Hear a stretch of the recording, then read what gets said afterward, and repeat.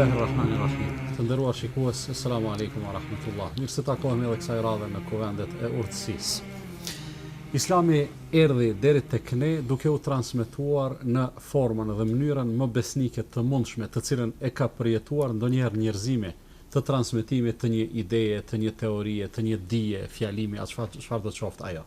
S'ka dyshim se protagonistët kryesor të transmetuesve, respektivisht halka e parë e këtij zinxhiri, ishin ata të cilët bashkëjetuan me të dërguarin e Allahut Muhammedin sallallahu alaihi wasallam. Ata pra ishin shokët e tij, apo ajo gjenerat të cilët në terminologjinë islame quhen sahabët e të dërguarit sallallahu alaihi wasallam.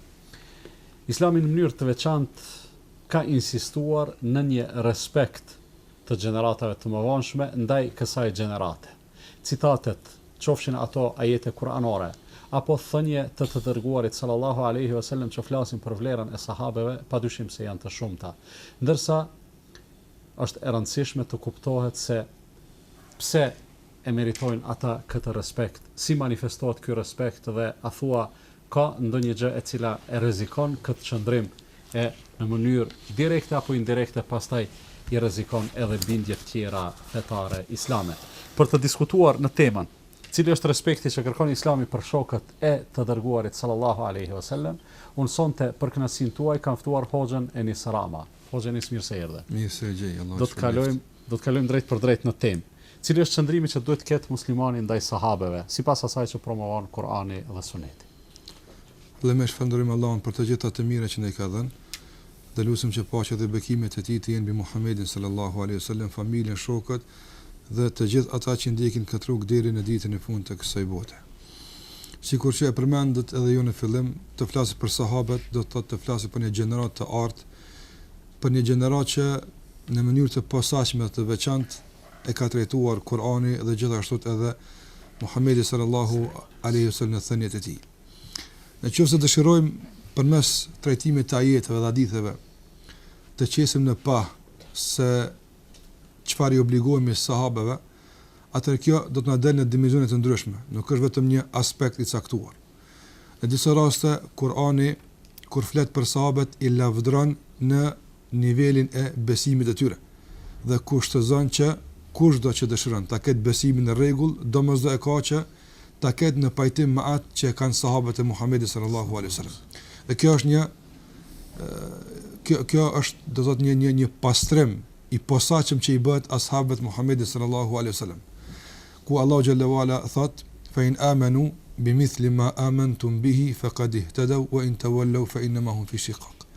Nëse ata besojnë, ata janë për qëllim edhe të kohës së tyre nga xhifotët dhe krishterët, por edhe të gjithë njerëzit deri në ditën e fundit të kësaj bote. Nëse ata besojnë, ngjashëm ashtu sikur që besuan ata, sikur që besuat ju, ka në shumës duke përfshi këtu Muhammedin sallallahu alaihi wasallam dhe shokët e tij, atëherë vetëm këtë rast faqad ihtadaw, janë të udhëzuar. Kjo kad në gjuhën arabe do të thonë këtë rast ka kuptimin e përkufizimit. Do të thotë udhëzimi dhe e vërteta është e kufizuar në këta njerëz. Fa in tawallaw, nëse i shmangën këtij udhëzimi, atëherë do të jenë në përçarje të madhe.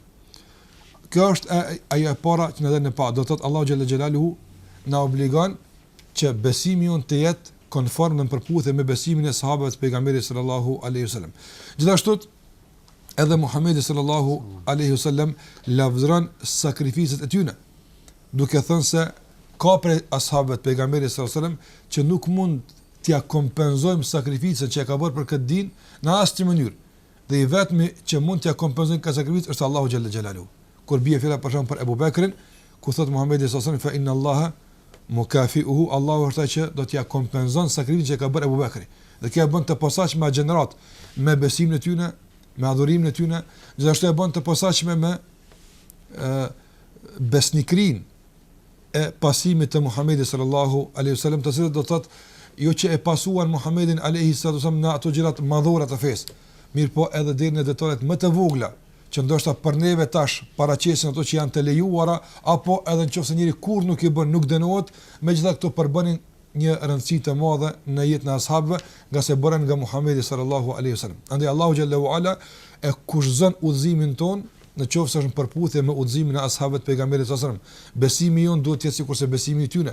Gjithashtu edhe kuptimi i fesë duhet të jetë sikurse kuptimi i ashabëve të pejgamberit sallallahu alajhi wasallam, nga se Kurani dhe Suneti janë burimet e fesë. Mirë po, në qoftë se nuk legjitimohen kuptimet e ajeteve të Kuranit, edhe të haditheve të pejgamberit sallallahu alajhi wasallam, me kuptimin që ka qenë i njohur kohën e sahabëve, atëherë padyshim se ky kuptim është i devijuar.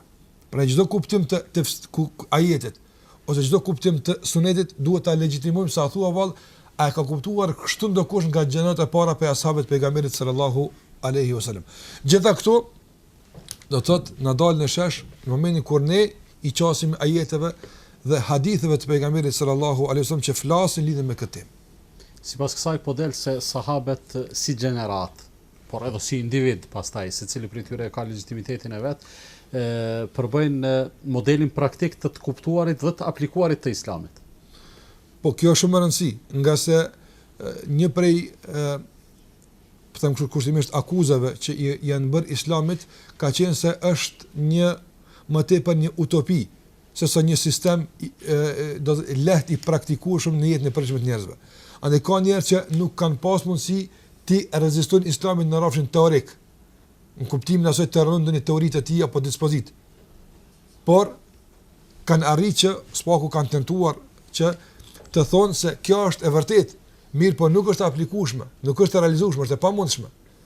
Dhe ajo që e rënon këtë teori dhe të ngjashme këtë është jeta e ashabëve të pejgamberit sallallahu alajhi wasallam, në mënyrë praktike e zbatuan islamin deri në fund të asaj që ka qenë e kërkuar. Prandaj ashabët e pejgamberit sallallahu alajhi wasallam janë për neve shembulltyr edhe në rrafshin teorik të kuptimit të fesë, por edhe në zbërthimin praktik të kësaj teorie.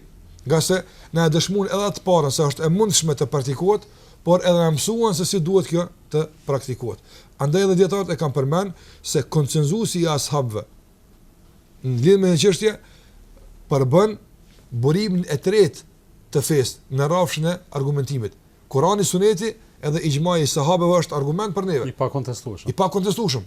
Ndërsa ulemat thonë, në dietarët thonë, nëse sahabët janë të mos pajtimit në çështje, atëherë e vërteta është në mes të tyre, por tash na mbetet neve në bazë të trajtimeve të caktuara të vendosim se kush ja ka qelluar, ama nuk mund del jashtë tyre.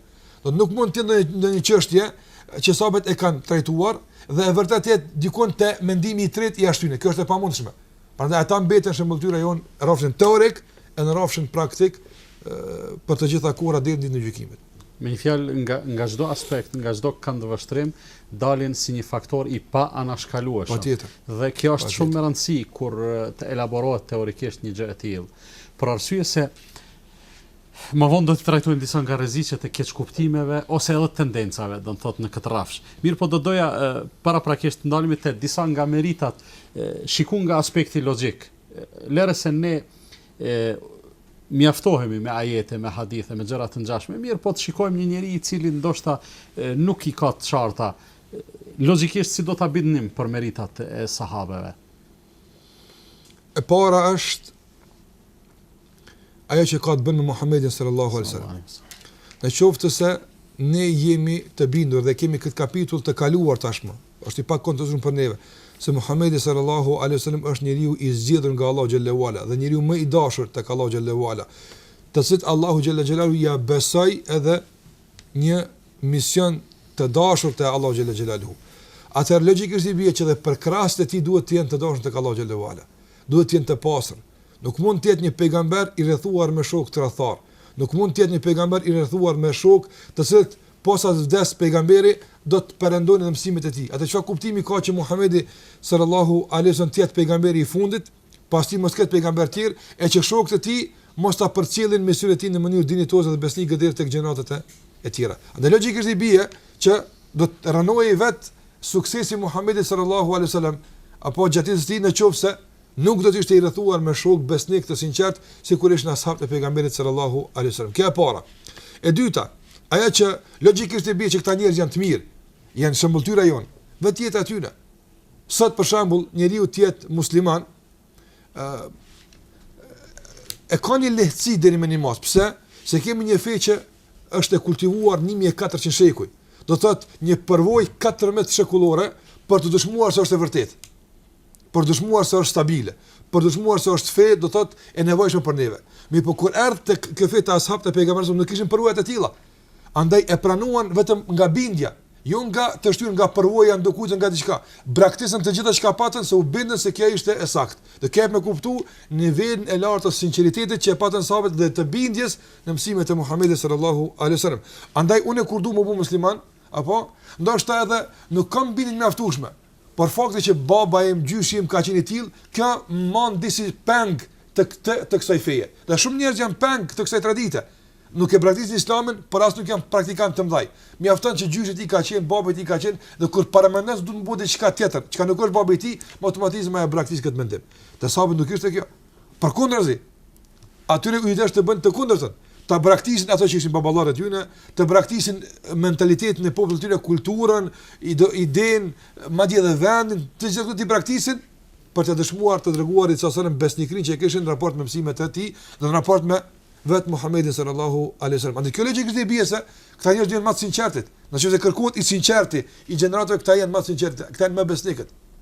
E dyta, e treta që i bie tash edhe kjo në rrafshin e kuptimit është se një nga aspektet kryesore të mrekullisë së Kuranit është se Kurani është mrekulli në rrafshin gjuhësor, në rrafshin përmbajtësor. Andaj konform edhe zhvillimit që kishte një popull, ashtu vjen edhe mrekullia e pejgamberit. Sikurse ishte për shembull Isa alayhis salam, ishte zhvilluar medicina, ai ishte i theksuar në këtë rrafsh e kështu me radhë. Muhamedi sallallahu alaihi wasallam erdhi tek një popull që kishin të zhvilluar oratorinë në masë të madhe. Madje poezia për të përbënte diçka shumë të rëndësishme për jetën e tyre. Kishin gara të posaçme, fituesit i varrej poezia në Çabe, në vendin më të shenjtë dhe mbetje me kohë të gjata të lexohet kjo poezi si shën deri për fituesin e poezisë. Që të kupton se kishin aspektin gjuhësor dhe të kuptimit shumë të zhvilluar. Ata ndoshta ekonomikisht nuk ishin të zhvilluar, ndoshta në kuptimin ushtarak nuk ishin të zhvilluar as politik, por në kuptimin e oratorisë dhe të kuptimit të gjërave e kishin të zhvilluar. Andaj ti e gjen një beduin për shembull që ishte çoban i deleve, mirë me çfarë thjeshtësie kupton hadithe e pejgamberit sallallahu alajhi wasallam, që ndoshta ne sot kemi nevojë të bëjmë ligjërata për atë hadith. Ai vije te Muhamedi sallallahu alajhi wasallam i thotë kjo është obligim, thotë unë nuk shtoj asgjë dhe ec. E kupton shumë thjesht. Për do të njëjtën sot duhet të mbajë ligjërata. Konfirmimin se e ka kuptuar drejt. E ka kuptuar drejt, po. Andaj kemi të bëjmë me një popull që në rrafshin e kuptimit dhe gjuhës ishin të theksuar. Prandaj nga ky rreth borën ashabët e pejgamberit sallallahu alajhi wasallam. Mu këta orator, mu këta poet, mu këta të zhvilluar në rrafshin e kuptimit tashmë po shndrohen në musliman, po pranë islamin. Andaj po zbret në gjuhën e tyre, në kohën e tyre e kishin pranë Muhamedit sallallahu alaihi wasallam, gjitha këto tri elemente themelore dhe e katërta ishin të theksuar, madje edhe sot gjuha arabe është e ndërtuar në poezitë e të së kaluarës. Andaj sare arabët e sotit, për shembull, bin mos pajtim për ndonjë shprehje, çfarë kuptimi ka, i referohen poezisë së asaj që quhen jahiliet. Në kohën e ashabët e pejgamberit sallallahu alaihi wasallam. Andaj ata janë baza për kuptimin e të gjuhës. Prandaj edhe logjikisht i bie, përse Kurani në gjuhën arabe është dhe është mrekulli e kësaj gjuhe, atëra ja për të kuptuar se këta duhet të jenë domosdoshmërisht edhe ata që duhet të jenë edhe referencë për kuptimin e asaj që bëron nga kjo gjuhë. Andaj nëse kemi mos pajtim për shembull se ky term gjuhësor kur çfarë kuptimi ka, me logjikisht në bie, pa pas tek se fare i bie se duhet të kthehemi në kohën atyre që ka zbrit, si e kuptuan ata.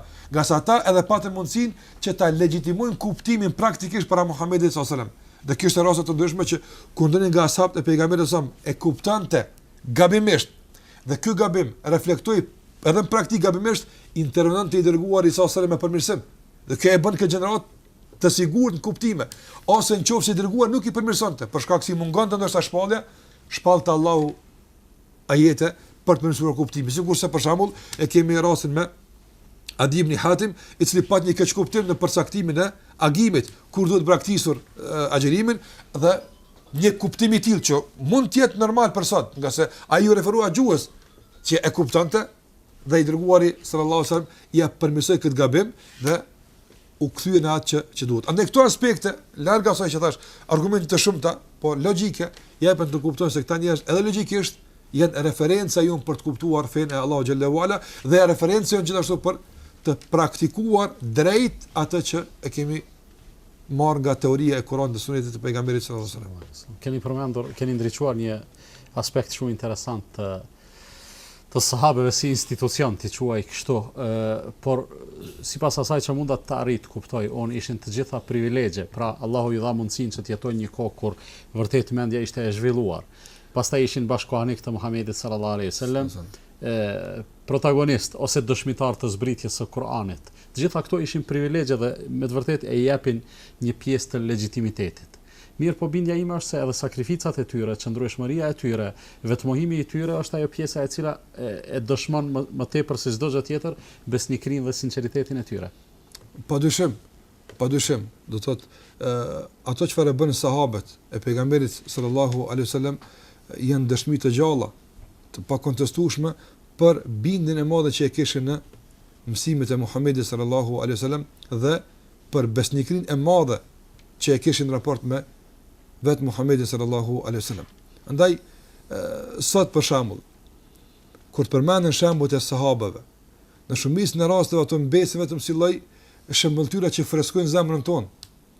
Dhe nuk ka sot njeri që, po them kështu kushtimisht, guxon me e sfidu vetën e tij që të garon në ndonjë medan me dikën për ashabët pejgamberit sallallahu alaihi wasallam. Sepse duhet të garojmë. Edhe pse duhet të garojmë, mirë, po disi i kemi pranuar si gjenerata të pa si kampion. Të kalushëm. Po, këta janë kampion. Po mund të garojmë me dikën nën ta. Mirë, po të garosh me dikën nga ata është disi pak njeriu heziton këtë drejtim. Sepse Kur'ani na nxit edhe me ta të garojmë. Dhe kishte nga gjenerata të pasur që garonin me ta, s'paku tentonin të garojnë. Sepse e dinin rezultatin përfundimtar të kësaj gare. Gjitha këto jam e kuptuar se sa është shkalla e lartë e sakrificës së këtyre burrave që bën. Mjafton për shembull disa shembuj konkret me i përmend nga historia e pastër e tyre në këtë drejtim. Për njeriu më e shenjtë është jeta e tij mas besimit në Allahun xhallahu ala. Dhe këtë jetë njeriu nuk e jep për çdo gjë. Ne e gjejmë që ashabët e pejgamberit asom kur bie fjala për ta quajtur një obligim në vend, për ta realizuar ndonjë interes të Islamit. E gjejmë se jeta për ta diçka shumë e lirë. Madje as nuk mendojnë dy herë për ta dhënë këtë jetë. Madje garojnë se kush po e bën këtë. Për shemb në luftën e Uhudit gjejmë gara mes babës edhe birit se dikush duhet me mbet me kujdes për familjen. Dhe ata nuk garojnë kush po mbetet në shtëpi. Jo, po garojnë kush po shkon në luftë, se është padyshim një meydan i vdekjes. Dhe Amr ibn Jamuhi radiallahu ta'ala anhu ishte njëri që çalante, kishte një këmbë të gjatë tjetër. Dhe ishte i vjetër. Djali i tij tha, baba im tjetër në kuptimin shëndetësor i arsyetuar, po edhe në kuptimin e moshës i arsyetuar, andaj më së miri është të mbetesh në shtëpi që të kujdesi për familjen. Tha, jo nuk pranoj kurr. Ne po hudhim short dhe kujt që i bie shorti, atëherë ai mbetet dhe tjetri shkon. Dhe në dy tentativat e shortit i ra Amr ibn Jamuhit të shkon në luftë. Plakut. Dhe tentoi biri i tij disa herë të bëjë një kompromis, ta bindë se nuk mund të shkosh ti, je i vjetër, dallon kontributi jam këtë luftë pe teje. Çfarë i tha? Nuk do përparësi kur bie fjala me hin xhenet. Po çdo kur muna me do përparësi. Por këtu nuk do, nga se kemi të bëjmë me xhenetin. Dhe një sakrificë kësaj mase për jetën e vet. E gjejmë të rrallë pas ashabët pejgamberit sallallahu alaihi wasallam. Pastaj bie fjala për punën e dhënies së pasurisë. Kam mjaftuar që për shembull një hadith i pejgamberit sallallahu alaihi wasallam të thuhet për të motivuar me diç, dhe ata që keq ka kanë ta derdhin para Muhamedit sallallahu alaihi wasallam, për sa duhet shumë motivuar, duhet shumë kampanja të bëhen, shumë lëvizje, shumë motivime për diçka pak, ndërsa ata në ndaj ka qenë, sikurse është rasti me Abu Dahdah radhiyallahu ta'ala anhu, ka qenë duke lënë Muhamedit sallallahu alaihi wasallam njëjtë të thjesht, as ka qenë organizuar as asgjë, duke nejt para mendon dikush i pa përgatitur. Nuk ka menduar paraprakisht, është do një dhënie pa paramendim. Por po zbet ajeti menden ladhi yuqridullaha qardan hasanan fayudha'ifahu lahu ad'afan katira. Allahu thot kush është ai që i jep Allahut borx e që Allahu t'ia shumë fishoj pasaj kthimin e borxhit. Dhe kjo ka mjaftuar. Abu Dahda i tha ja Rasulullah, ayuqriduna rabbuna, Zotin po kërkon borx, e kupton çfarë borxhi e kupton. Për të dhënë në rrugën e Allahut, tha unë kam një kafshë me 600 pal hurme. Trungje të palmës, që ishte një pasuri e jashtëzakonshme atë kohë, dhe nuk thaun po i do 50, as nuk i tha. Po momenti kur tha që Zoti po kërkon 600, i dha për hir të Allahu xhallahu ala. Dhe jo vetëm që i dha, por këtu kemi të bëjmë edhe me kulturën e dhënies. Se sot ka njëri po që jep, po s'ka kulturë në dhënie. Se nuk është vetëm sakrifica e dhënies, po duhet pasë një kulturë të dhënies. Qase ka dikush që jep, mirë po për shembull derisa të jep, është bëjë një procedurë, të lodh. Pastaj ndoshta edhe të kuq 10 herë derisa të jep, po pastaj ta konteston, pastaj pastaj të merr në llogari. Shumë gjëra. Nëse pa e shohim Abu Dahdajn, shkon tek kopshti i tij, edhe nuk futet në kopsht. Pse kishte halal ai, nuk kishte haram u fut në kopshtin e tij. Edhe pse kishte dhënë, u ofru te kopshti dhe i tha gruas së tij, del nga kopshti, mbledhi fëmijët, nga se ja kemi dhënë Zotit. Dhe gruaja e tij nuk tha çfarë na bëren, na lën rrugë, na morën qaf, por ishin të edukuar. Gruaja e tij tha, pas ke bër punë të mrekullueshme burrim, e motivoi burrin për këtë sakrificë. Dhe një fëmijë i vogël i tyre kishte një hurmë në dorë, vogël hurmë. Ja mur nga dora e tij nëna e tij dhe i tha, kjo është nga sot e Zotit. Dhe dolën jashtë. Kjo sakrifica me këto punë të mëdha me të vërtet i bën sahabët shëmbëltyr të pakontestueshme dhe burim të sigurt të asaj që na duhet ta marrim lidhje me fen Allah xhallahu ala. Këto janë vetëm sa për ilustrime. Nga sikur që dini ju, historia e tyre është e stërmbushme me sakrificat e kësaj natyre. Hoxh Allah e shpërbleft, ekziston edhe aspekti tjetër. Ndoshta është e pa edukat ta quaj, ekziston edhe ana e errët e historisë. Megjithatë edhe në atë pjesën ndoshta jo fort ndritshme, megjithatë ka shumë mësime edhe shumë inspirim. Për këtë arsye do të them pyetja si vjen është, a kanë qenë sahabët të shenjtë, të pagabueshëm, të patmeta? Me gjithë këto vlera që ne ja japim sahabëve, ose ata s'po ja kanë dhënë vetes së tyre me punën e tyre, dhe ne vetëm i përmendim sot, me gjithë këto ata mbesin njerëz. Nuk janë të shenjtë, nuk janë të pagabueshëm, kishte mëkate edhe në kohën e pejgamberit sallallahu alajhi wasallam, madje edhe nga ato të mëdha, që për të thënë dhe për të dëshmuar se ishin shoqëri njerëzore, nuk ishin jashtë njerëzor.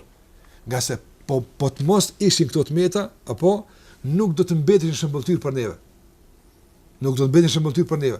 Fakti që tek ata kanë ndodhur këto gabime, japet të kuptosh se ata ishin njerëz, kjo e para. Dhe e dyta, kjo edhe më tepër e fuqizon të qendrit e tyre shëmbëltyr.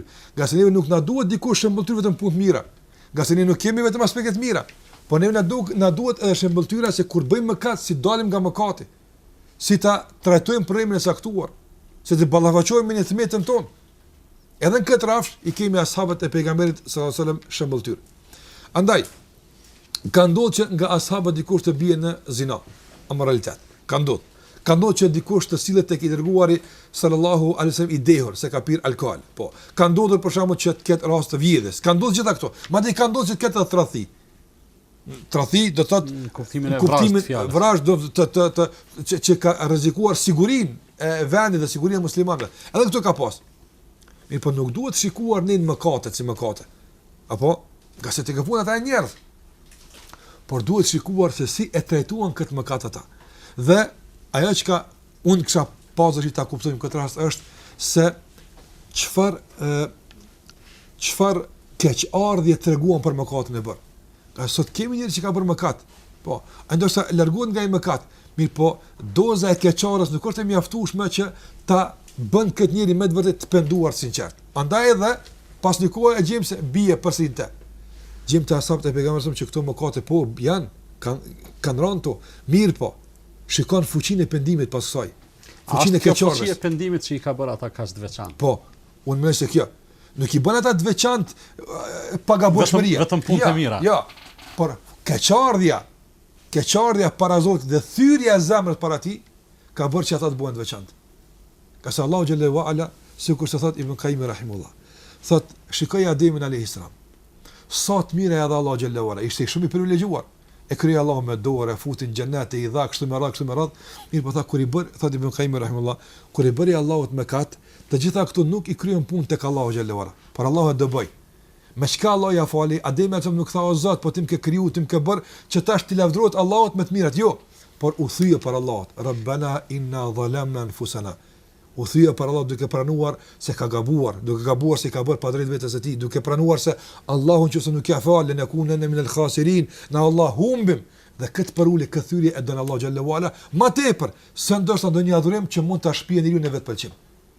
Dhe kjo thyrje për Allah xhallahu ala që i thuhet arabisht el inkisar, një thyrje e brendshme e zemrës, një keqardhje maksimale.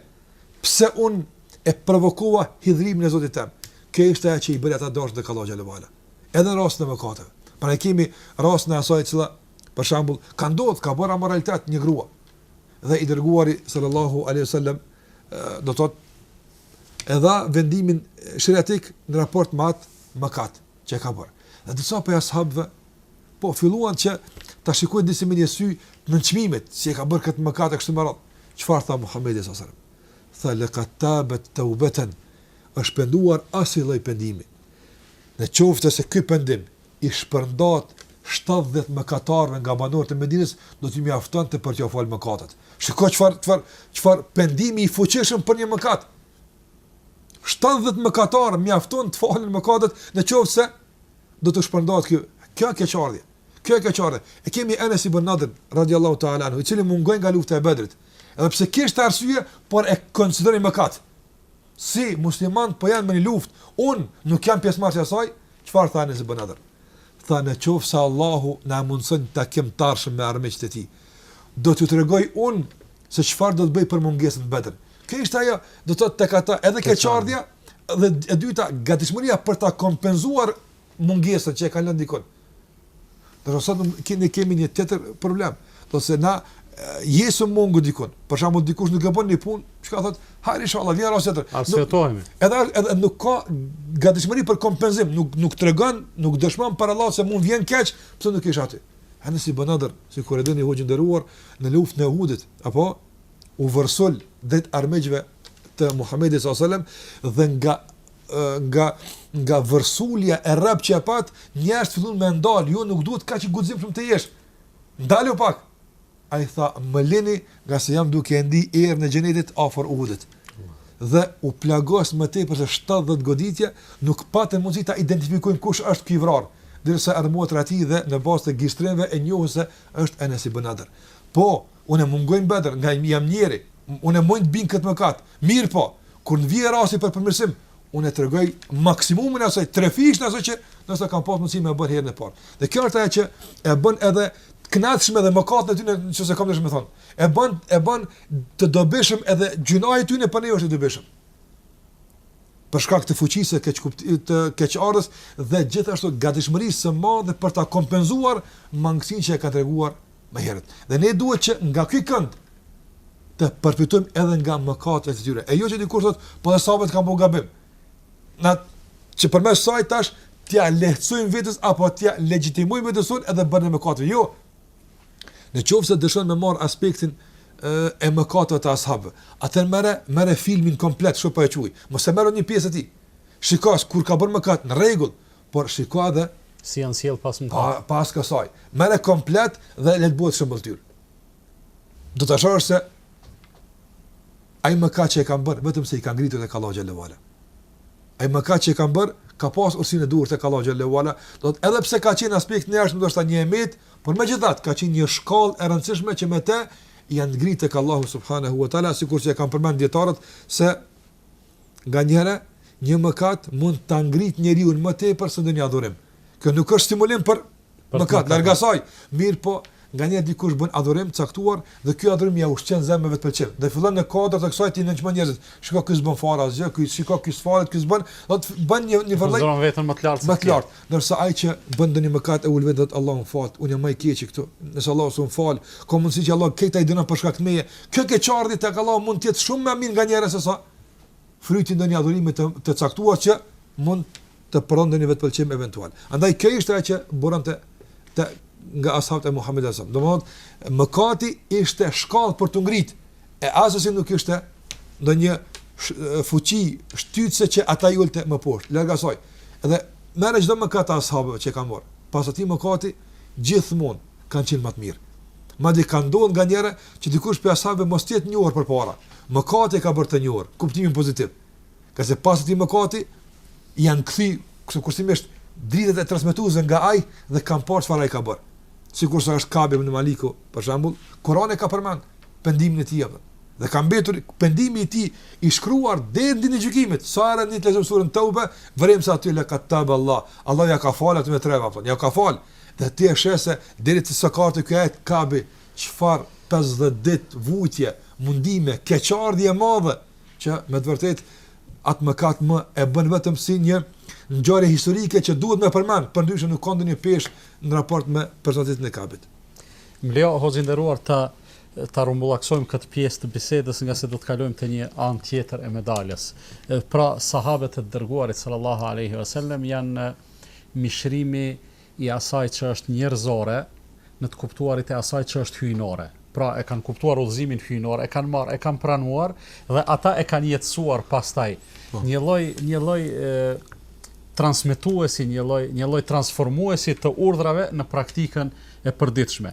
Si të këtill, ata kanë qenë njerëz, nuk kanë qenë të garantuar nga mëkatet, por e veçanta e tyre, pra sipas fjalëve tua që I kuptoj unë, e veçanta e tyre pra është se kanë qenë burim inspirimi për gjeneratat e mëvonshme, edhe për mirësi, për adhurim, për devotshmëri, për vlera, por kanë ngel burim inspirimi edhe në rast të rrëshqitjeve eventuale, në pamundësi për të rezistuar epsheve ose për çfarëdo arsye që të kenë mëkatuar, për çasjen shumë serioze, shëruese ndaj mëkateve të cilat I kanë bërë. Dhe kjo është ajo e cila I bën ata si gjenerat për mua janë të papërsëritshëm, janë shumë të veçantë dhe shumë meritor për respekt. Do të vazhdojmë bisedën pas një shkputje të shkurtër.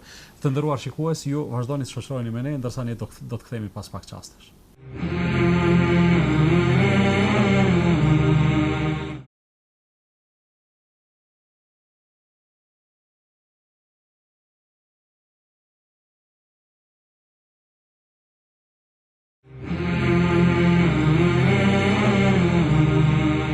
Të nderuar shikues, ja ku kthyem sërish në emisionin Kuvendet e Urtësisë.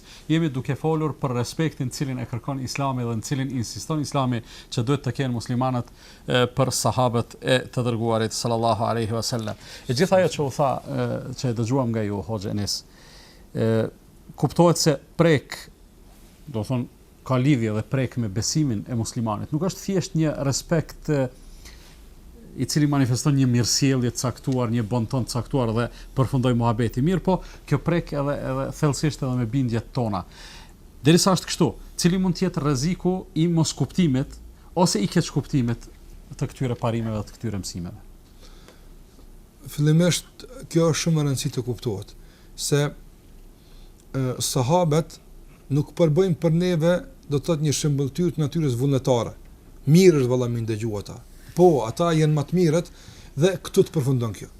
Jo, dietarët islam përgjatë historisë e kanë ruajtur këtë shembulltyr apo këtë pozitë të ashabëve, e kanë ruajtur duke u rezervuar një vend të posaçëm në libra që kanë të bëjnë me besimin.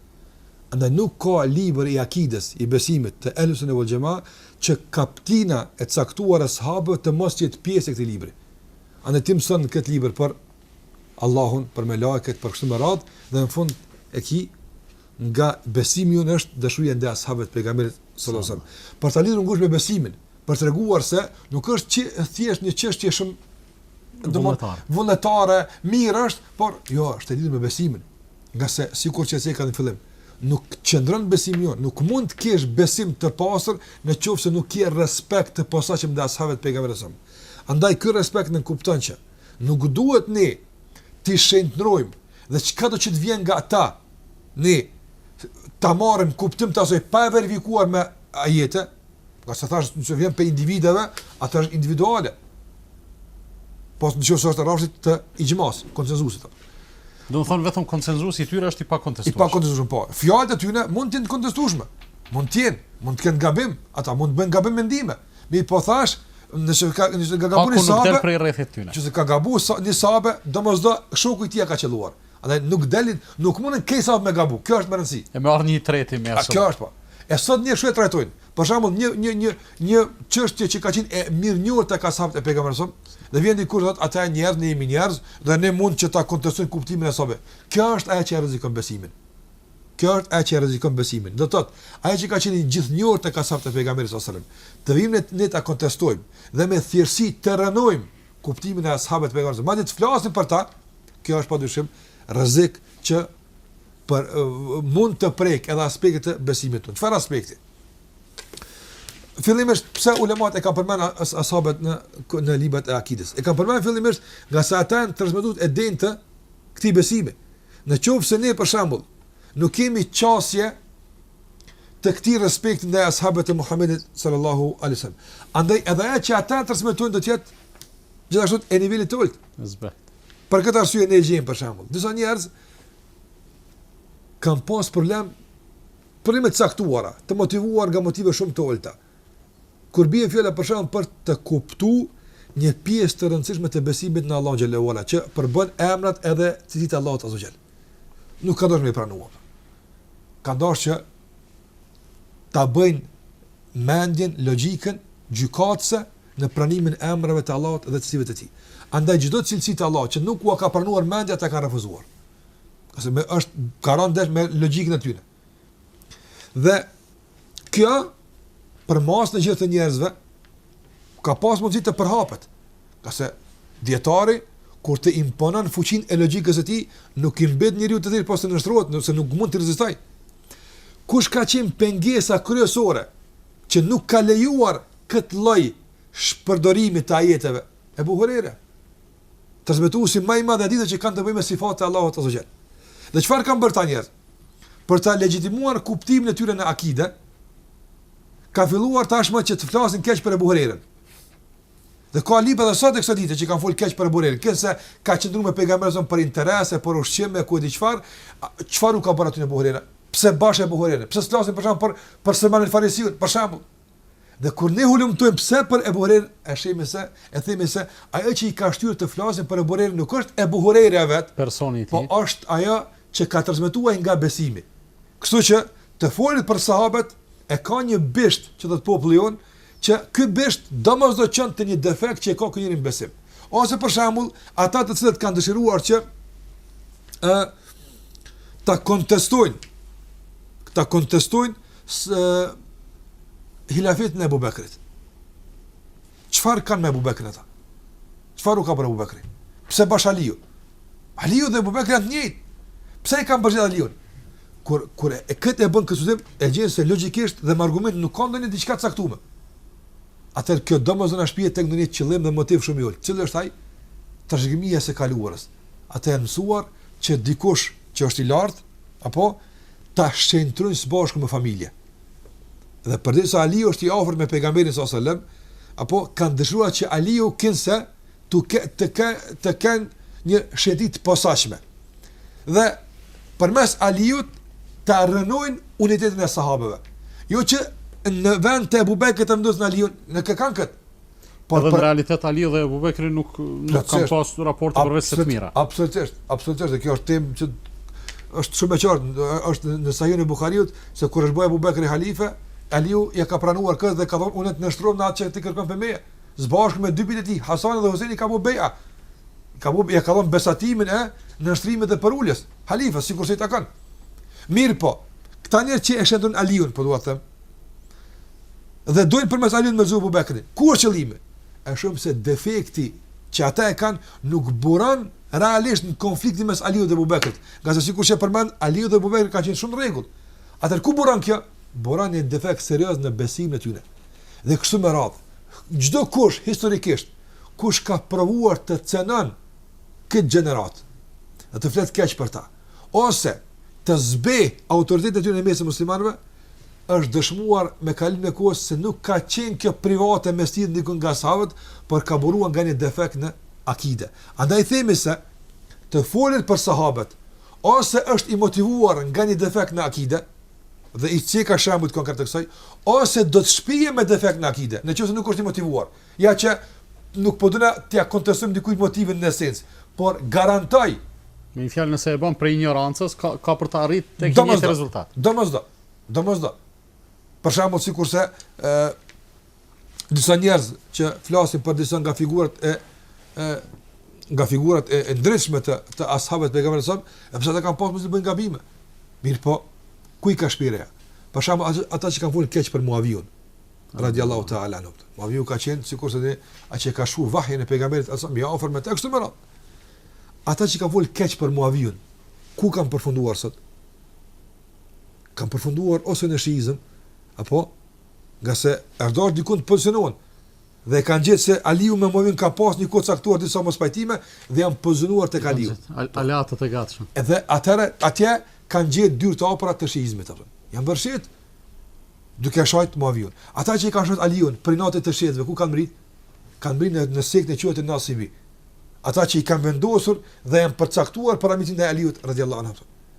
Ata që për shembull e kanë kontestuar hilafetin e Omerit, ku kanë arrit? E kështu me radhë. Andaj çdo kush që ka pas pozicion, për ata që kanë shajt Abu Hurerën, ku kanë arrit?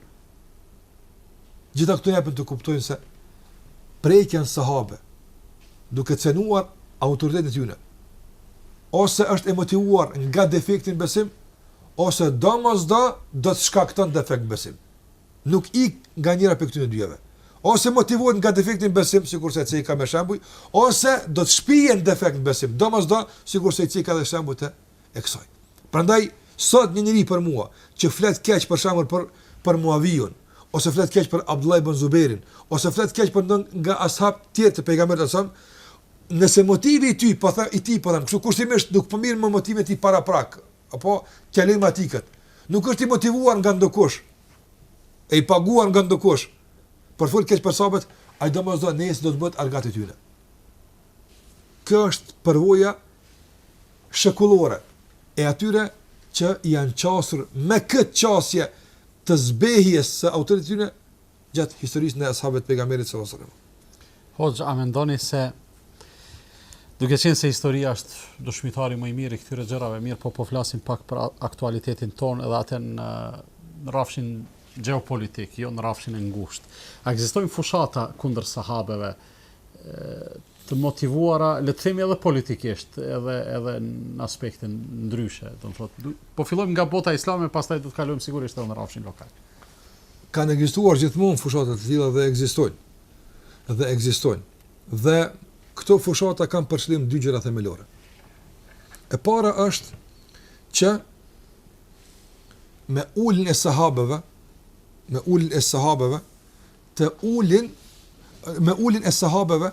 do të thotë të ruajnë autoritetin e kombit të tyre në rrafshin kombëtar. Arab kanë qenë, sahabët kanë qenë arab dhe për një popull të caktuar, sikurse për janë persianët, kanë qenë gjithë një popull i pavlerë, apo ashtu i kanë trajtuar. Dhe asnjëherë gjatë historisë persianë nuk kanë mundur ta gëlltitin këtë realitet. Dhe duke pas parasysh se i është imponuar një realitet i tillë, atë edhe nëse në aspektin e jashtëm janë treguar si musliman, mirë po mlefi në rrafshin kombëtar ka mbetur vazhdimisht. Edhe sot e kësaj dite ne kemi, do të thonë deklarata të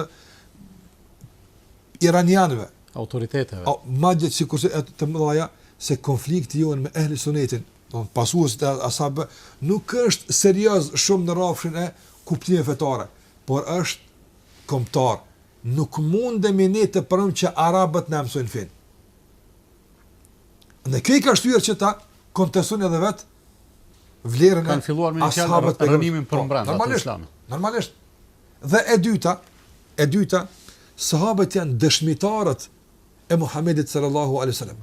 Njerëzit nuk kanë pas mundësi ta pranojnë Muhamedit si të dërguar të Allahut azhjal. Mirë, po edhe që ta rënojnë Muhamedit sa është, kjo ka fat shumë e madhe, është problem.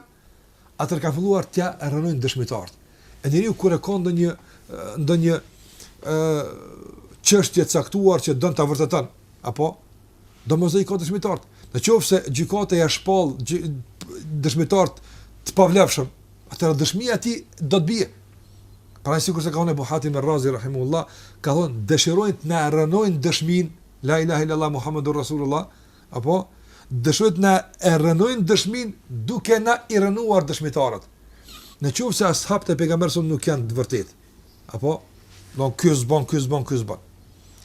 Çfarë reflektime këto do të kenë në jetën tonë si musliman? Në rraftin historik, një gjeneratë e caktuar në histori që ka qenë korrekte, edhe mur fund. Kaq historikisht, por teorikisht dhe praktikisht do të japet e drejta ta çdo kujt ta kupton Kur'anin çu çdon, hadithin çu çdon. Dhe këtë njerëz dëshon të lirohen nga disa kallëpe të vendosura historikisht në kuptimin e fesë. Dhe ky formatizim aty ne ju pengon, nuk kanë mundësi. Andaj sikur se kanë dalë lëvizje të shumta, duke thënë se Kurani ka dy kuptime, kuptimin e jashtëm që kupton njerëz të thjeshtë dhe kuptimin e brendshëm që kupton një elitë të caktuar njerëzve, dhe gjitha këto kanë pas për synim që njeriu të zhveshet, të lirohet nga obligimet fetare. Po, ta ketë një ngjyrim të caktuar të jashtëm për konsumim të jashtëm, identitet fetar, ndërsa në rrafshin e vet praktik të jetë i lirë në epshet i të bën çfarë don. E sahabët nuk e lejojnë njeriu që të shitet si musliman, apo ndërsa mos vepron si musliman. Nga sa ata që demaskojnë në masë të madhe demagog të kësaj natyre janë ashabët e pejgamberit sallallahu alaihi wasallam. Andaj këta demagog dhe këta dy fytyrsha nuk u ban atyne që respektu sahabët. Nuk ka ban me respektu ashabët e pejgamberit. Jo për ashab, po për shkak të Kuranit dhe hadithit. Dhe më leti për të rënuar Kur'an hadith është rënimi i ashabëve të pejgamberit sallallahu alaihi wasallam. Për shembull ti kush na ka treguar neve se për shembull si duhet të fal namazin. Ashabët e pejgamberit se kanë pa Muhamedit sallallahu alaihi wasallam. E kena Malik ibn Huwairith apo ai cili e transmeton atë hadithin sallu kama ra'aytumuni usalli. Falni sikur se më keni pa mua duke u fal. E kemi për shembull hadithin e Aishës radhiyallahu ta'ala anha që flet se si gruaja duhet gjatë ciklit menstrual të pastrohet, se duhet bën, praktikisht na ka mësuar. Nëse këta rënohen, atëherë do të don, domosdoshmë të ketë sahab. Ose pa mundë pa sahab, dikush duhet të jetë një autoritet i komentimit të fesë. Mirë po u pengojnë këta besnik dhe rënimi i tyre pastaj do të kyç në skenë të tjerë. Shiitët, të cilët i kanë larguar nga skena ashabët të pejgamberit, kanë kanë futur imam të tyre. Kanë këta legjitim me komentu fin. Domthon dikush duhet më fut. Por derisa patjetër, andaj për të fut ata të vet, dikush u pengon, duhet largu këta për të fut këta. Kjo është e tëra që zhvillohet në rrafshin e do sulmeve dhe akuzave të shumta që bëhen në rrafsh të ashabëve. Do thotë sulmet ndaj ashabëve nuk është qëllimi i sulmit ndaj ashabëve. Larg asaj, kur kujt si kanë pasur të kurrë.